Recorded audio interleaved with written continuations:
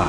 Agora você está assistindo Palavra do Dia, uma série de vídeos onde nós ensinamos você a pronunciar determinadas palavras em Quechua. Portanto, a nossa palavra do dia para hoje é Chesky, Chesky, Chesky.